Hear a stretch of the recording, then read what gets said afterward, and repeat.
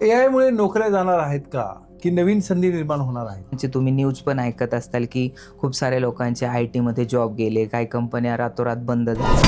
Data science आणि data analyst म्हणजे नेमकं काय? तर डेटा सायन्समध्ये पण भरपूर सारे data science is so wide. त्याच्यामध्ये तुमचं big data, Hadoop, spark, computer vision, exploratory data analysis, decision tree, random forest. आजचा विद्यार्थी AI वापरून स्वतःला कसा अपग्रेड करू शकतो? Creativity leads to thinking, thinking provide knowledge, knowledge makes us great. त्याच्यामुळे मी सजेस्ट करेल तुम्ही नॉलेजवरती आणि स्किलवरती तुम्ही इन्व्हेस्ट करा. स्किल जर असेल तर कंपनी तुमच्या मागे लागेल, आणि जर स्किल नसेल तर तुम्हाला रिलेटिव्ह आणि मॅनेजर किंवा प्लेसमेंट एजन्सीच्या मागे लागेल. AI मुळे बिझनेस ओनरना नेमका कसा फायदा होतो? जर एखाद्याला बिझनेस करायचा जर असेल किंवा ते बिझनेस करतात, त्याच्यामध्ये 4 गोष्टी बिझनेसमध्ये सगळ्यात इम्पॉर्टंट असतात. 4 पिलर खूप महत्त्वाचे असतात बिझनेसमध्ये. पहिला पिलर म्हणजे तुमची मार्केटिंग, दुसरा पिलर म्हणजे तुमचं सेल्स, तिसरा पिलर्स म्हणजे तुमचं मॅनेजमेंट. एक सक्सेस स्टोरी माझ्या समोर आहे, ती म्हणजे रंजन देशपांडे नावाचा विद्यार्थी होता. तर तो ज्यावेळेस आला ना माझ्याकडे, त्यावेळेस मी त्याला एकदम प्रॉपर गायडन्स केला की तुला पुढे जाऊन विजा इंटरव्ह्यूला कोणते क्वेश्चन विचारतील, तुझे ट्रान्सक्रिप्ट लेटर किती इम्पॉर्टंट आहे, LOR लेटर किती इम्पॉर्टंट आहे, कशा पद्धतीने गेलं पाहिजे, हे त्याला प्रॉपर गायडन्स केलं. आणि तो आत्ता सध्या US मध्ये आहे MS करण्यासाठी, आणि तिथे त्याला इंटर्नशिपमध्ये 64 लाखचं पॅकेज आहे बापरे! AI/ML मध्ये.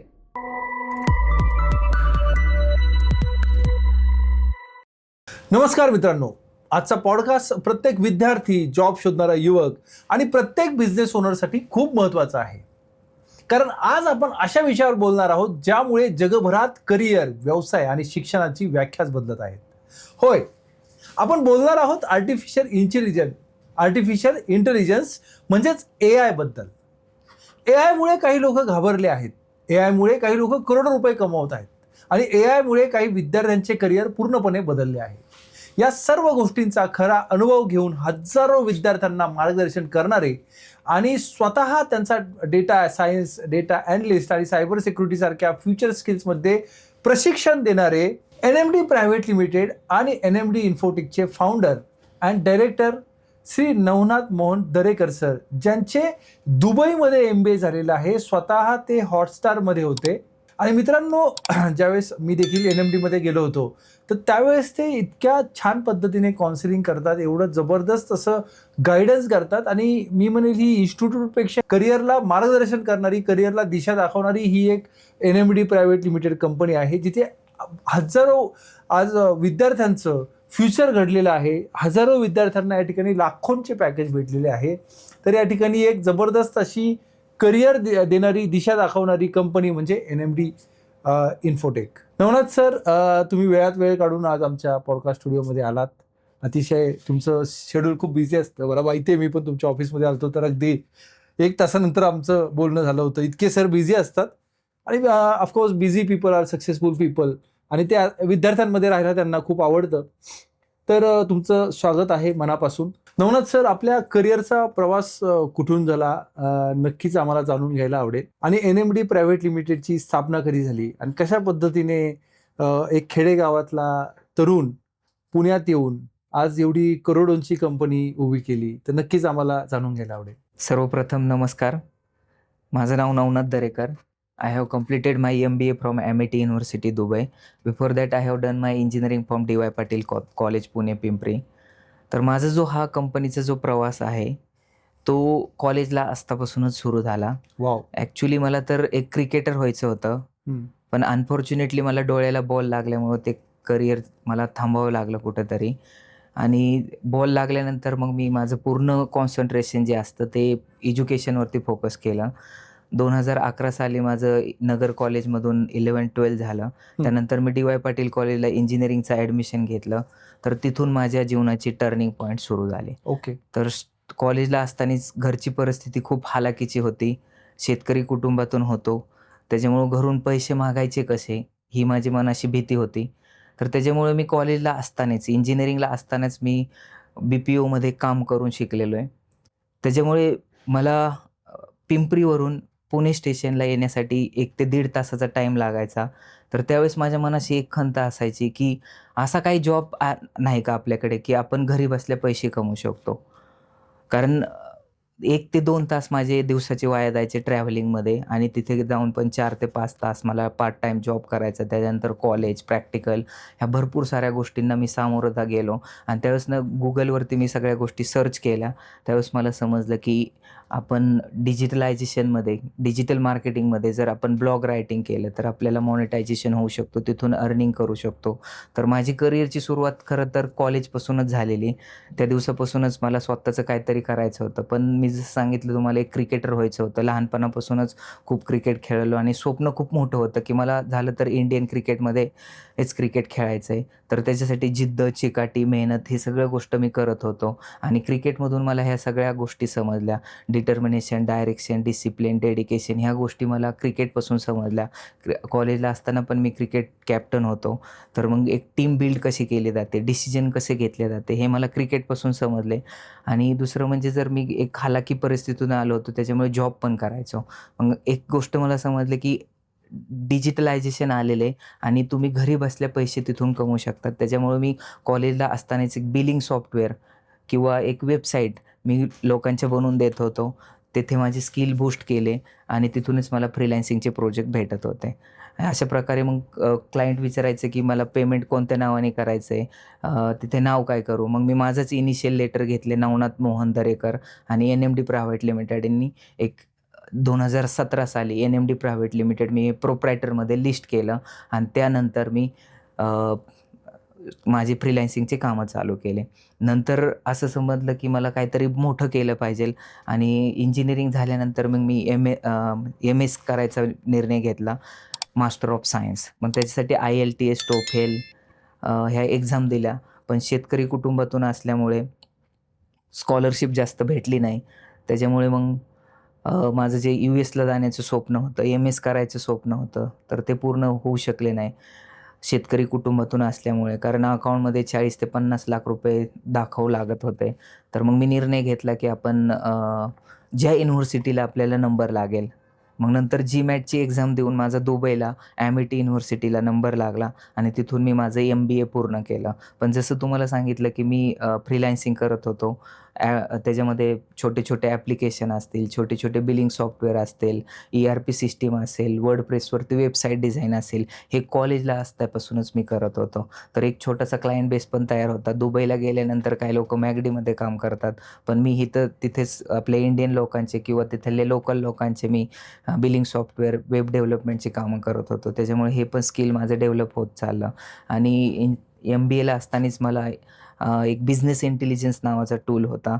तर इमार बिल्डरमध्ये मला तिथून इंटर्नशिप भेटली आणि त्यांनी मला पॉवर BIचं सगळं नॉलेज दिलं. त्याच्यावरती मला बिझनेस इंटेलिजन्स टूल, पॉवर BIमध्ये डेटा व्हिज्युअलायझेशन कसं करायचं ह्याचं नॉलेज भेटलं आणि ते नॉलेज पण मला खऱ्या अर्थाने डिजिटल मार्केटिंगमध्ये आणि AIमध्ये करिअर करण्यासाठी खूप उपयुक्त ठरलं आणि तिथे इंटर्नशिप चालू झाली. फुल टाईम जॉब पण लागला. पण कोविड आलं. तर कोविड आल्यामुळे मला इंडियामध्ये परत यावं लागलं आणि परत आल्यानंतर इकडे मी छोटे-मोठे फ्रीलान्सिंगचे प्रोजेक्ट आणि डेटाबेस माझा क्लायंट बेस थोडासा चांगला झाला होता. तर मग त्यांचं digital marketing, app development, website development ह्याची सुरुवात NMD इन्फोटेक नावाची मी कंपनी इथं आल्यानंतर स्टार्ट केली. तर NMD प्रायव्हेट लिमिटेड आणि NMD इन्फोटेकची सुरुवात अशी झाली. 2017 साली ऑलरेडी रजिस्टर केली होती NMD प्रायव्हेट लिमिटेड कंपनी प्रोप्रायटमध्ये. ज्यावेळेस मी दुबईवरून परत पुण्यामध्ये आलो कोविडमध्ये, त्यावेळेस मी तीच कंपनी प्रायव्हेट लिमिटेडमध्ये शिफ्ट वाव. केली. तर असा हा NMD प्रायव्हेट लिमिटेड आणि NMD इन्फोटेकचा प्रवास होता. आज AI बद्दल सर्वत्र चर्चा आहे. सध्या AI म्हणजे नेमकं काय? Artificial intelligence is a branch of computer science. हं. Creates smart machines. आर्टिफिशियल इंटेलिजन्समध्ये AI आणि MLचे मॉडेल ट्रेन केले जातात आणि त्याच्यावरून फ्युचर प्रिडिक्ट केलं जातं आणि फॉरकास्टिंग केलं जातं.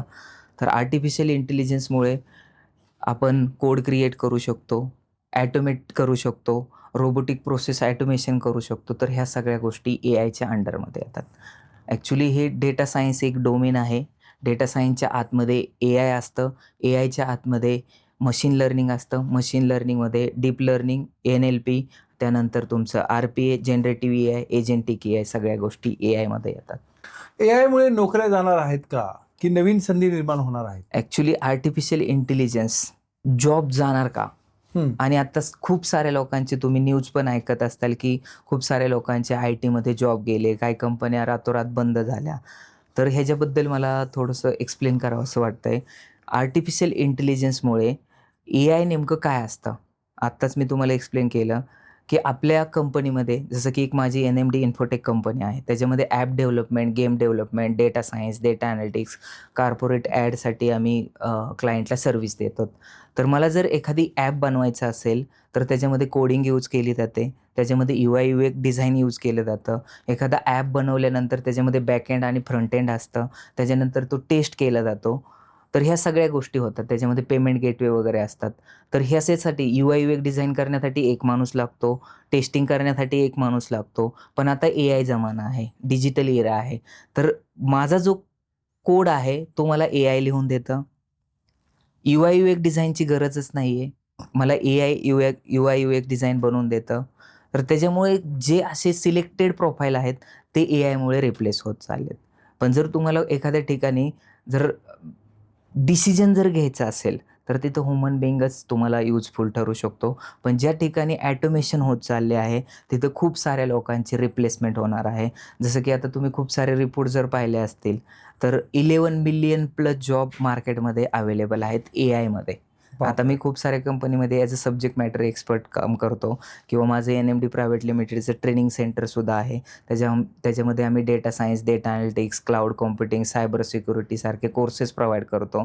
तर ज्यावेळेस आमच्याकडे रिक्रुटर येतात किंवा HR मॅनेजर येतात, तर त्यावेळेस ते मला सांगतात किंवा मी स्वतः कंपनीमध्ये 8+ इयरचा माझा एक्सपिरियन्स आहे. तर तिथं मी ह्या सगळ्या गोष्टी ऑब्झर्व्ह केलेल्या आहेत. तर ह्यामध्ये AI माणसांचे जॉब रिप्लेस करत चालले आहे. पण ज्या लोकांकडे स्किल आहे, जे स्वतः कंटिन्युअसली नॉलेज ॲक्वायर करतात AI रिलेटेड, तर ते लोकांना रिप्लेस करू शकत नाही आणि फ्युचरमध्ये आर्टिफिशियल इंटेलिजन्स आणि मशीन लर्निंगमध्ये भरपूर सारे जॉब आहेत. AI engineer, ML engineer, data architecture, SQL engineer, SQL developer असे भरपूर सारे जॉब अपॉर्च्युनिटी तुम्हाला या क्षेत्रामध्ये पाहायला भेटतील.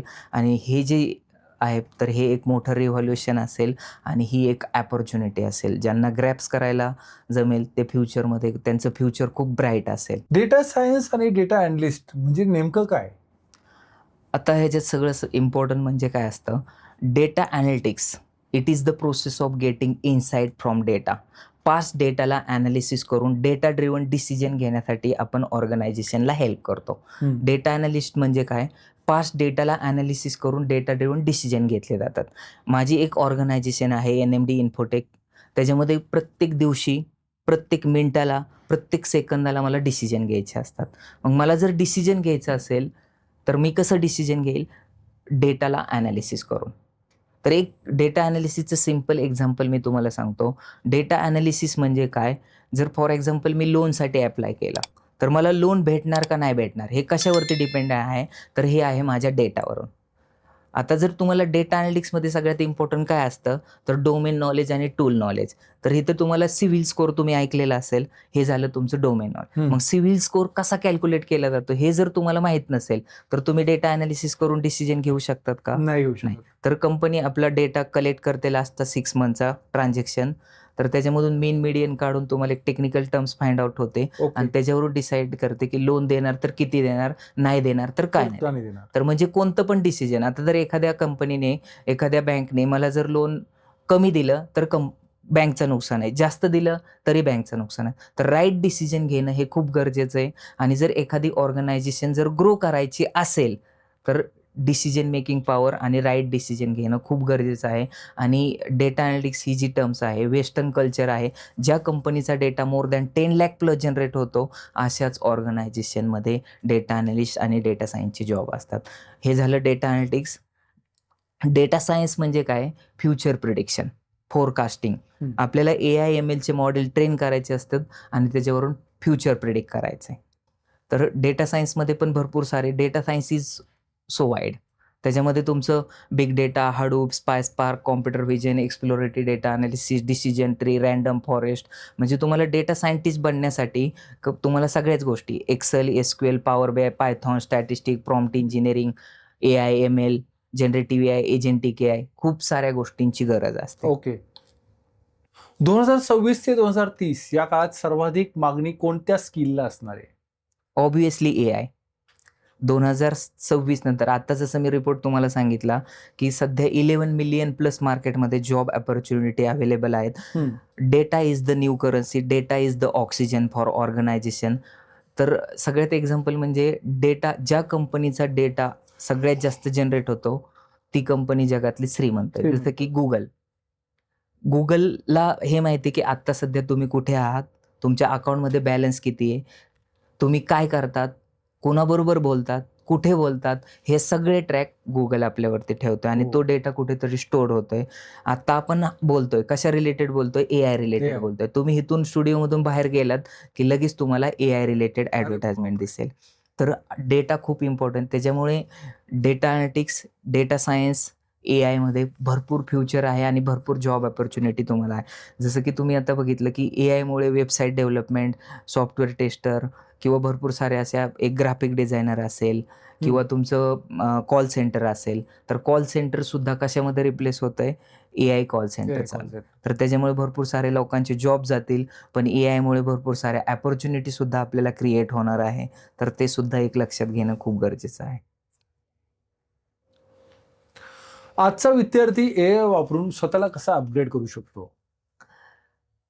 AI वापरून तो अपग्रेड करू शकतो. त्यासाठी तुम्हाला लर्निंग म्हणजे तुमची जी लर्निंग प्रोसेस असते, तर तुम्हाला एक कन्सेप्च्युअल क्लिअरिटी क्लिअर होणं खूप गरजेचं आहे, की ॲक्च्युअली AI काय आहे, त्याच्यापासून मी काय करू शकतो. जर सपोज मी एक स्टुडंट असेल, तर मी AI शिकून फ्रीलान्सिंग करू शकतो. मी एक वेबसाईट बनवू शकतो. मी एक व्हिडिओ बनवू शकतो. मी एक ऑडिओ बनवू शकतो. मी कोडिंग करू शकतो. तर AIमुळे तुमच्याकडे स्किल नसेल, तरी पण तुम्ही कोणतीही सर्व्हिस मार्केटमध्ये आणू शकतात, विकू शकतात. त्यासाठी तुम्हाला भरपूर सारे कोर्सेस आहेत मार्केटमध्ये किंवा तुम्ही सेल्फ लर्न करू शकतात. नॉलेज फ्री ऑफ कॉस्ट आहे. फक्त ते तुम्हाला काय करता आलं पाहिजे, ग्रॅस्प करता आलं पाहिजे. तर मी सजेस्ट करेल की तुम्ही नॉलेजवरती फोकस करा, स्किलवरती फोकस करा. जर तुमच्याकडे स्किल जर असेल, तर मार्केटमध्ये तुम्हाला व्हॅल्यू खूप आहे. नवनाथ सर, एवढ्या कमी कालावधीत तुम्ही ह्या लेवलला आले. म्हणजे पहिली तुमची आय थिंक MG हेक्टर गाडी ना, MG हेक्टर, MG हेक्टर. मग तुम्ही फॉर्च्युनर घेतली रिसेंटली 80 लाखाची. तर एवढं सगळं होऊन करोडोचा टर्नओव्हर आहे, FC रोडला ऑफिस आहे, फ्लॅट, आय थिंक तुम्ही फ्लॅटही बुक केलाय. तर एवढ्या कमी कालावधीत एवढं करणं म्हणजे जोक नाहीये. पण एवढं करूनही तुम्ही आज डाऊन टू अर्थ आहे. तर याचं सिक्रेट काय आहे? हे चांगल्या पहिल्यांदाच मी सांगितलं की मी एक शेतकरी कुटुंबातून आलेलो आहे, रुरल बॅकग्राऊंडमधून आलेलो आहे. माझे जे वडील शेतीमध्ये काम करतात, त्यांचं जे एक स्वप्न होतं की मुलांनी शिकलं पाहिजे, काहीतरी केलं पाहिजे. तर ह्या गोष्टी प्रत्येक वेळेस माझ्या डोळ्यासमोर असतात आणि कॉलेजला असल्यापासूनच, कॉलेजची फीस भरण्यापासून खूप स्ट्रगल केलेलं आहे. कॉलेजला असल्यापासूनच आपण जॉब करून शिकलेलो आहे आणि आजकाल जर तुम्ही पाहिलं, तर पुण्यामध्ये खूप साऱ्या ट्रेनिंग सेंटर आहेत किंवा खूप साऱ्या कंपन्या आहेत. तर लोकांना शिकण्यासाठी म्हणजे लाखो रुपये फीस भरतात. पण त्या ठिकाणी त्यांना स्किल डेव्हलप होत नाही. त्यांचं communication, convention, body language, attitude, expression, ह्या सगळ्या गोष्टी इम्पॉर्टंट असतात IT सेक्टरमध्ये जॉब करण्यासाठी. पण ह्या स्किल सेट लहानपणापासूनच मला वाटत होतं की मी हे अवगत केलं. मी पण खूप साऱ्या ठिकाणी असे कोर्सेस केले होते. तर त्या गोष्टी मला त्या टाईमला भेटल्या नव्हत्या. तर त्यावेळेस मला असं वाटत होतं की ज्यावेळेस मी काहीतरी बनेल, त्यावेळेस नक्कीच आपल्या शेतकरी कुटुंबातील विद्यार्थी येतात, त्यांच्यासाठी मी काहीतरी करू इच्छितोय. तर मग नक्कीच आत्ता मला त्यांचं पण खूप साऱ्या हलाखीच्या परिस्थितीतून येऊन 50,000, 60,000, 30,000, 1,00,000 लोकं फीज पे करतात आणि त्याच्या रिटर्न्समध्ये त्यांना काय भेटतंय. तर नक्कीच मला ती गोष्ट आत्ता जाणवली आणि त्याच्यानंतर मी खूप साऱ्या विद्यार्थ्यांना, 2,000 विद्यार्थ्यांना मी फ्री ऑफ कॉस्ट एज्युकेशन दिलेलं आहे. 5,000 विद्यार्थ्यांना MNC कंपनीमध्ये प्लेस केलेलं आहे. तर ही जी गोष्ट तुम्ही जसं मला बोललात की तुम्ही म्हणजे एवढा टर्नओव्हर असून सुद्धा एकदम सिंपल राहता. तर हेच मला सांगते की स्ट्रगल करून मी पुढे आलेलो आहे. त्याच्यामुळे ह्या गोष्टी आहेत.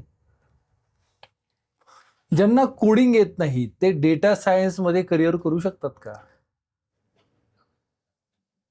जर तुम्हाला कोडिंग येत नसेल, तर मी सांगेल की तुम्ही डेटा सायन्समध्ये येऊ नका. तर डेटा सायन्स किंवा डेटा सायंटिस्ट ओके. हे जे फ्रेशर लोकलचे जॉब नाही. तर डेटा सायंटिस्ट बनण्यासाठी कमीत कमी तुम्हाला 3 ते 4 प्लस इयरचा एक्सपिरियन्स असणं खूप गरजेचं आहे. तुम्हाला जर कोडिंग येत नसेल, स्टॅटिस्टिक येत नसेल, मॅथमॅटिक्स जर चांगलं येत नसेल, तर डेटा सायन्स करून फायदा नाही. तुम्हाला स्टॅटिस्टिकमध्ये आणि तुमची critical thinking, analytical thinking, logical thinking, domain knowledge खूप चांगलं लागतं डेटा सायंटिस्ट बनण्यासाठी, डेटा सायन्समध्ये करिअर करण्यासाठी. जर तुम्हाला कोडिंग येत नसेल, तर तुम्ही हार्डवर्क करून करू शकतात. असं नाही की करू शकत नाही. तुम्ही करू शकतात, पण तिथे प्रॉबॅबिलिटी खूप सक्सेसफुल होण्याची प्रॉबॅबिलिटी खूप कमी होते. तर त्याच्यासाठी तुम्हाला पहिल्यांदा स्टॅटिस्टिक किंवा प्रोग्रॅमिंगवरती फोकस करायचा असतो. जर तुम्हाला प्रोग्रॅमिंग 30% येते, तर नक्कीच तुम्ही एआयमध्ये करिअर करू शकता, डेटा सायन्समध्ये करिअर करू शकता. जर तुम्हाला प्रोग्रॅमिंग येत नसेल, तर तुम्ही डेटा ॲनालिटिक्स करू शकतात. कारण तुम्हाला जसं सांगितलं होतं, की डेटा सायन्स एक डोमेन आहे. डेटा सायन्समध्ये data engineering, data analytics, business analytics ह्या सगळ्या गोष्टी येतात. तर डेटा ॲनालिसिस जर तुम्ही केलं, तर त्याच्यामध्ये data cleaning, data mining, data segregation आणि डेटा व्हिज्युअलायझेशनचा पूर्ण पार्ट कव्हर केला जातो. तिथे कोणत्याही प्रकारचं कोडिंग लागत नाही. तर तुम्हाला जर कोडिंग नसेल येत, तर नक्कीच तुम्ही डेटा ॲनालिस्टमध्ये पण तुम्हाला चांगली अपॉर्च्युनिटी भेटेल. आपल्या कोर्सेसमध्ये विद्यार्थ्यांना लाईव्ह प्रोजेक्ट कसे दिले जातात? जसं तुम्हाला पहिल्यांदा सांगितलं, की आपली NMD इन्फोटेक कंपनी आहे. म्हणजे आमचा अल्टिमेट गोल ज्यावेळेस मी तुम्हाला सांगितलं दुबई केलं, MBA केलं मी दुबईमधून. त्यावेळेस इंडियामध्ये ज्यावेळेस आलो, त्यावेळेस माझ्याकडे एक क्लायंट बेस होता. त्यांचं मी app development, website development, billing software बनवत होतो. तर माझ्याकडे क्लायंट पण चालू होते आणि मला माझा जॉब पण चालू होता. इथे आल्यानंतर मी महाराष्ट्र क्रिकेट असोसिएशन आणि महाराष्ट्र क्रिकेट असोसिएशन झाल्यानंतर निओ स्पोर्टमध्ये चॅनल ॲनालिस्ट होतो. त्यानंतर जिओ हॉटस्टारमध्ये मला डिझनी प्लस हॉटस्टारमध्ये जॉब लागला. तर जॉब चालू असल्यामुळे मला थोडासा टाईम कमी भेटायला लागला. त्यावेळेस मी विचार केला, की जे आपण आत्ता वेबसाईट डेव्हलपमेंट करतोय, आपले फ्रीलान्सिंगचे जे प्रोजेक्ट आहेत किंवा आपल्या कंपनीमध्ये जे प्रोजेक्ट आहेत, तर ते मी काय करतो दुसऱ्या लोकांना शिकवतो. माझ्या फॅमिलीमध्ये मी शिकवायला लागलो, पण फॅमिलीवर मधले जे लोकं होतात ते जास्त सीरियस घेत नव्हते. त्याच्यामुळे मी माझ्या रूममेटला शिकवायला लागलो. तर रूममेट काय करायचे 1-2 महिन्यामध्ये माझ्याकडून डिजिटल मार्केटिंग, पॉवर BI हे शिकून घ्यायचं आणि त्यानंतर 1 किंवा 2 महिन्यातच त्याला बाहेर जॉब लागायचा. त्यावेळेस मी विचार केला, की आपण काय करू, विद्यार्थ्यांना फ्री ऑफ कॉस्ट ट्रेनिंग देऊ आणि त्यांना इंटर्नशिपमध्ये आपले प्रोजेक्ट करायला सांगू. तर अशी NMD इन्फोटेकची जर्नी स्टार्ट झाली. NMD प्रायव्हेट लिमिटेडची. त्याच्यामुळे आपण ह्या गोष्टीमध्ये एज्युकेशन सेक्टरमध्ये आलोत आणि आत्ता भरपूर साऱ्या त्यांना एक पेड कोर्सेस आपण स्टार्ट केले. स्टार्टिंगला 2018 पासून 2020 पर्यंत आपण free of cost education provide केलं. आणि जसं तुम्ही बोललात, की आपली जी कंपनी असते NMD इन्फोटेक त्याच्यामध्ये आता सध्या मोर दॅन 250 प्लस प्रोजेक्ट चालू आहेत.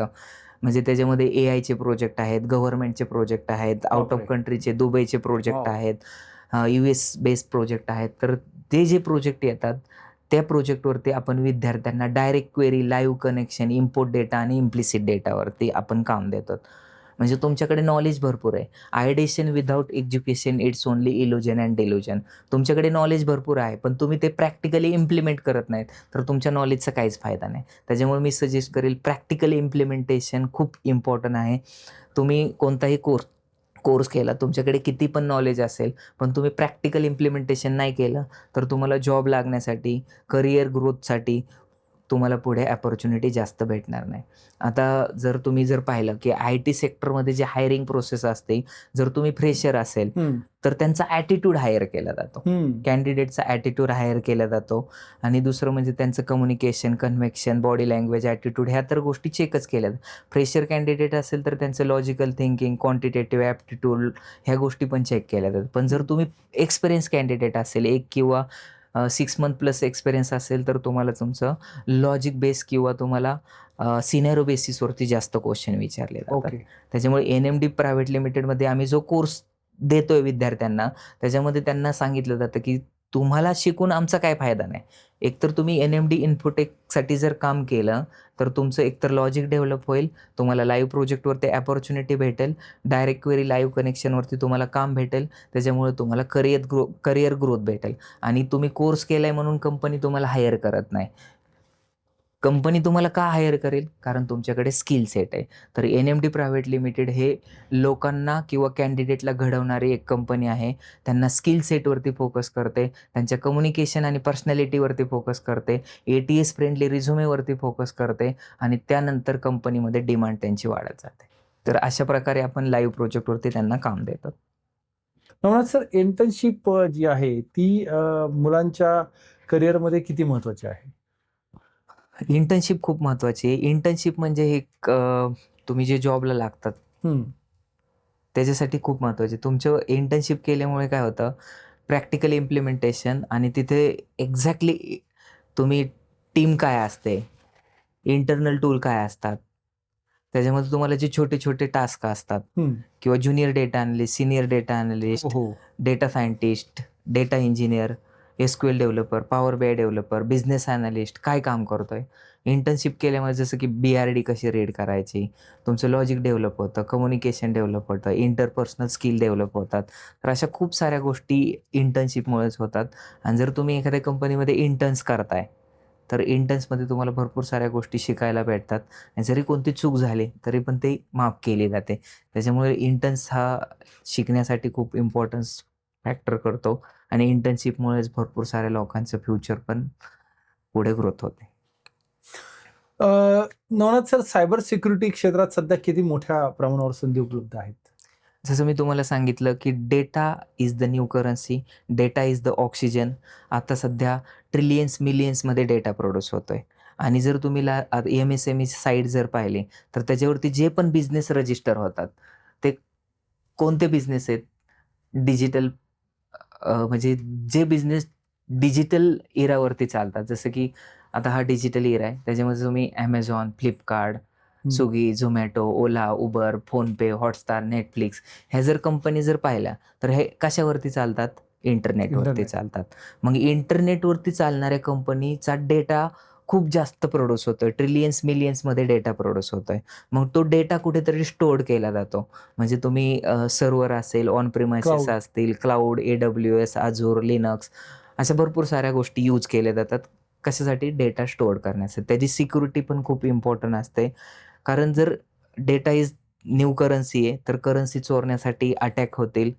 बरोबर आहे. डेटा सगळ्यांसाठी इम्पॉर्टंट आहे. डेटा सेन्सिटिव्ह आहे. तर त्याच्यामुळे सायबर सिक्युरिटीचं काम काय असतं? त्याच्यामध्ये इथिकल हॅकिंग वगैरे सगळ्या गोष्टी असतात.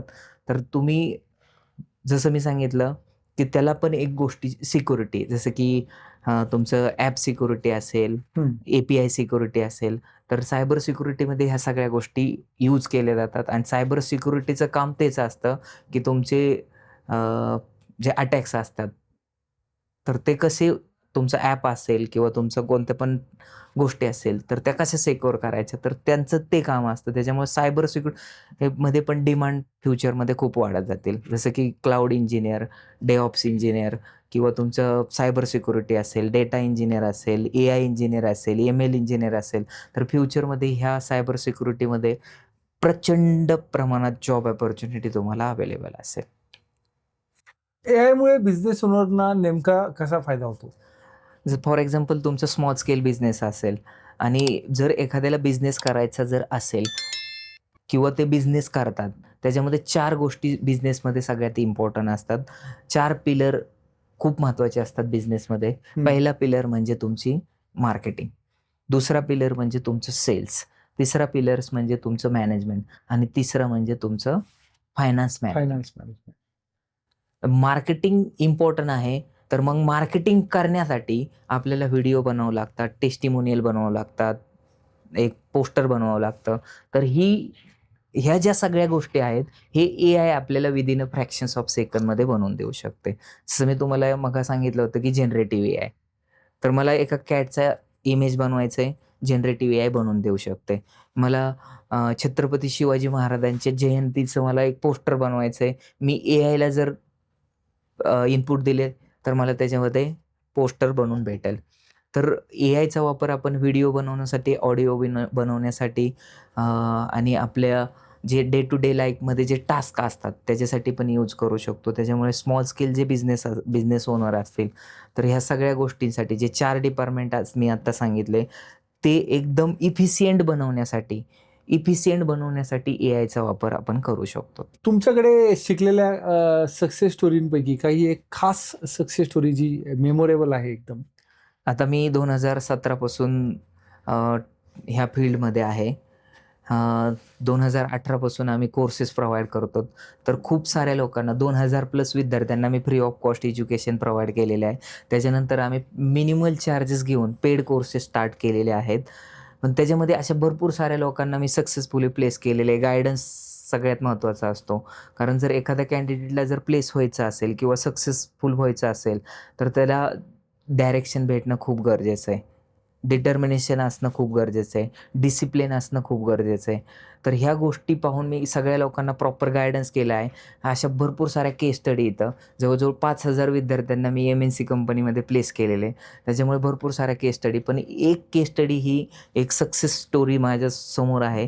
ती म्हणजे रंजन देशपांडे नावाचा विद्यार्थी होता. खूप चांगल्या कंपनीमध्ये तो मेकॅनिकल इंजिनियर होता. खूप चांगल्या कंपनीमध्ये तो काम करत होता. आणि त्याचं आल्यानंतर तो मला बोलला, "सर, मी तुमचं Googleवरती नाव सर्च केलं. पहिल्यांदा मला एक Instagramवरती रील दिसली तुमच्या कोर्सेसची. मी Googleवरती तुमचं पहिल्यांदा नाव सजेस्ट केलं आणि तिथं सगळ्या गोष्टी तुमच्याबद्दल मी ऐकल्या. तुमचं पण एक MS करण्याचं स्वप्न होतं आणि तुम्ही MBA केले MIT युनिव्हर्सिटी दुबईमध्ये. तुम्ही IELTS, TOEFL दिलेली. तर मला पण MS करायचं आहे. मी 2 वर्षापासून स्ट्रगल करतोय. IELTS, TOEFL किंवा मला व्हिसा प्रोसेसमध्ये तुमची हेल्प लागते." तर तो ज्यावेळेस आला ना माझ्याकडे, त्यावेळेस मी त्याला एकदम प्रॉपर गाईडन्स केला, की तुला पुढे जाऊन व्हिसा इंटरव्ह्यूला कोणते क्वेश्चन विचारतील, तुझे ट्रान्सक्रिप्ट लेटर किती इम्पॉर्टंट आहे, LOR लेटर किती इम्पॉर्टंट आहे, कशा पद्धतीने गेलं पाहिजे, हे त्याला प्रॉपर गाईडन्स केलं. आणि तो आत्ता सध्या USमध्ये आहे MS करण्यासाठी आणि तिथे त्याला इंटर्नशिपमध्ये 64 लाखचं पॅकेज आहे बापरे! AI/MLमध्ये. Very nice. 64 लाख आहे. तर तुम्ही LinkedInवरती किंवा Googleवरती त्याचं नाव सर्च करा, Ranjan Deshpande. Dairy done company आहे. तर तिथे त्याला तेवढं पॅकेजेस आहे. तर प्रत्येकाला माझं प्रॉपर गाईडन्स असतो. कारण ऑलरेडी मी जे गोष्टीमध्ये एक्सपर्ट आहे, ज्या गोष्टी मी ऑलरेडी केलेल्या आहेत, त्याचंच मी प्रॉपर त्यांना गाईडन्स देतो. आणि असे भरपूर साऱ्या लोकांना मी सांगितलेले आहे. कारण असंख्य लोकांना असंख्य क्वेश्चन असतात. विद्यार्थ्यांचे पण खूप सारे क्वेश्चन असतात. "सर, माझं BCS झालं आहे, MCS झालं आहे किंवा माझं BCS झालं आहे, मी MCS केलं पाहिजेल का? BCA केलं पाहिजेल का? मी कोडिंगमध्ये गेलं पाहिजे, मी डेव्हलपमेंटमध्ये गेलं पाहिजेल का? AIमध्ये गेलं पाहिजेल का? Cloud computing." तर त्यावेळेस पण त्यांना त्यांच्या स्ट्रेंथ आणि वीकनेसला ॲनालिसिस करून त्या गोष्टींना मी प्रॉपर त्यांना प्रूफ सकट एक्सप्लेन करत असतो. त्याच्यामुळे NMDचं नाव जे पण आहे, आज महाराष्ट्रातले सगळ्यात टॉप रँक्ड डेटा सायन्स आणि डेटा अनालिटिक्स कोर्स प्रोव्हाइड करणारे NMD प्रायव्हेट लिमिटेड आहे. आणि NMD इन्फोटेकला पण बेस्ट AI कंपनी म्हणून अवॉर्ड भेटलेला आहे. Wow. तर त्याचं कारणच ते की दूरदृष्टी. जो पण निर्णय घेतो पूर्णपणे अभ्यास करून आणि संयमाने निर्णय घेतो आणि प्रॉपर गाईडन्स जो असतो, त्याच्यामुळे NMDचं नाव आणि हीच एक सक्सेस स्टोरी मला आठवते. खूप प्रेरणा देणारी आहे. खूपच छान. विद्यार्थ्यांना डिग्रीपेक्षा स्किलवर जास्त भर का द्यावा लागतो? स्किल जसं एखादा जर आपल्याला जॉब करायचा आहे किंवा मी एक बिझनेस ओनर आहे. ज्यावेळेस मी इंटरव्ह्यू घेण्यासाठी जातो किंवा मी खूप साऱ्या कंपनीमध्ये सब्जेक्ट मॅटर एक्सपर्ट काम करतो आणि खूप सारे वॉकिंग ड्राईव्ह पण असतात. ते पण मी ऑब्झर्व्ह करतो किंवा मी स्वतः इंटरव्ह्यू घेतलेले आहेत. लाखोच्या संख्येने विद्यार्थी ड्राईव्हसाठी येतात. पण जो मला कॅन्डिडेट पाहिजेल, जसा ॲटिट्यूड पाहिजेल, तसा कॅन्डिडेट भेटणं खूप अवघड आहे. लोकं तर भरपूर आहेत, कॅन्डिडेट तर भरपूर आहेत, पण स्किलफुल असलेले लोकं खूप कमी येतात. आणि जर माझी कंपनी आहे, मी विचार काय करतो, की माझा प्रॉब्लेम सॉल्व्ह करणारे मला लोकं पाहिजेल. तर कंपनीमध्ये पण आत्ता असाच विचार केला जातो, की ज्या लोकांकडे स्किल आहे त्यांनाच हायर केलं जातं. कारण तुमच्याकडे MCA, BCA, MTech, BTech अशा डिग्री असून उपयोग नाही. Learning gives creativity, creativity leads to thinking, thinking provide knowledge, knowledge makes us great. त्याच्यामुळे मी सजेस्ट करेल तुम्ही नॉलेजवरती आणि स्किलवरती तुम्ही इन्व्हेस्ट करा. स्किल जर असेल तर कंपनी तुमच्या मागे लागेल आणि जर स्किल नसेल तर तुम्हाला रिलेटिव्ह आणि मॅनेजर किंवा प्लेसमेंट एजन्सीच्या मागे लागेल. तर स्किलवरती फोकस करा. स्किल हे फ्री ऑफ कॉस्ट अवेलेबल आहे, पण ते तुम्हाला कसं ॲक्वायर करायचं आहे, किती ॲक्वायर करायचं आहे, त्याच्यासाठी एक डिरेक्शन महत्त्वाचं असतं. तर ते पण तुम्हाला समजणं गरजेचं आहे. आपण जे एज्युकेशन घेतो आहे हे कशासाठी घेतो आहे? पहिल्या काळामध्ये डिग्री पाहून त्यांना जॉब लागत होता, पण आजकाल डिजिटल इयर आहे. आजकाल गुगलसुद्धा 10वी-12वी किंवा अंडर ग्रॅज्युएट लोकांना हायर करत आहे. का हायर करते? कारण त्यांच्यामध्ये प्रॉब्लेम सॉल्विंग स्किल आहेत, त्यांची critical thinking, analytical thinking, logical thinking, interpersonal skill, ह्या सगळ्या गोष्टी त्यांच्यामध्ये आहे, म्हणून कंपन्या त्यांना हायर करतात. तुम्ही जर कंपनीमध्ये जे प्रॉब्लेम असतात ते जर सॉल्व्ह करत असेल तर तुम्हाला पुढे फ्युचरमध्ये ग्रोथ आहे. आज जर एखादा विद्यार्थी करिअरबद्दल कन्फ्यूज असेल तर त्याला तुम्ही काय सल्ला द्याल? तर सगळ्यात इम्पॉर्टंट म्हणजे आपण स्वतःलाच क्वेश्चन विचारले पाहिजे, की आपली स्ट्रेंथ काय आहे, आपली विकनेस काय आहे. कारण आता माझ्याकडे दररोजचे नाही म्हटलं तरी 50 ते 100 लोक येतात. खूप सारे पॅरेंट्स पण येतात, की सर ह्याचं 12th झालेलं आहे, ह्याचं BCA झालं आहे, ह्याचं BBA झालेलं आहे, तर ह्यानी पुढे करिअर काय केलं पाहिजे. तर त्यांना स्वतःलाच मी क्वेश्चन विचारायला सांगतो, की तुमची आवड काय, तुमची पॅशन्स काय, तुम्हाला काय आवडतं. तुम्हाला IT मध्ये करिअर, आता जर तुम्ही बघितलं तर BCA, BCS, MCA किंवा कॉम्प्युटर इंजिनिअरिंग ज्यांनी केले, तर प्रत्येकाचं एक स्वप्न आहे की IT करिअर करायचं आहे. मग IT मध्ये करिअर का करायचं आहे? जास्त पॅकेज आहे म्हणून करायचं, का सुंदर मुली तिथं असतात म्हणून करायचं आहे?